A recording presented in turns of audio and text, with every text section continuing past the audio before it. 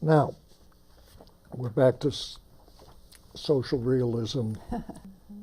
This is located in Sunamachi in Joto-ku, Joto Ward, which is the area where all of these new centralized markets, fish, vegetables, and so forth, are located.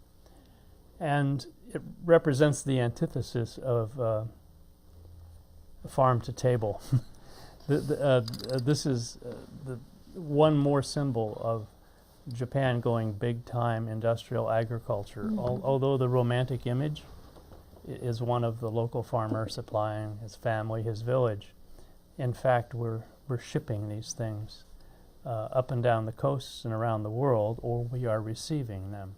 So it's about trade, but it's also about modern structure. Again, this fascination with the physical aspects of huge modern machinery that is visually pleasing. Yeah, and it goes back to what Hiromu was saying, that after the Great Earthquake, then Japan gets hit with the Great Depression in the late 1920s, and by this date, this is the early 1930s, they're coming out of the Depression, and what's bringing them out of the Depression is in good part mobilization for war.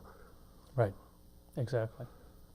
If you look at today's newspaper in the United States, you'll find that what people are arguing, what is stimulating economic growth now is in large part military spending, is what stimulates the economy. It does so in a big way in Japan in the 1930s, and it's accompanied by rapid industrialization, really moving very quickly into more and more massive industry. Isn't that correct? Industrial projects. And to bring it back to Japan a little bit, this area is also known by this time as a heavily working class area in terms of the population, in terms of who lives here, and Sunamachi included in part because of that, because it's industrial, because it's a working class neighborhood, becomes one of the major targets of American incendiary bombing raids during the 1940s, especially the Great Tokyo Raid of March 1945.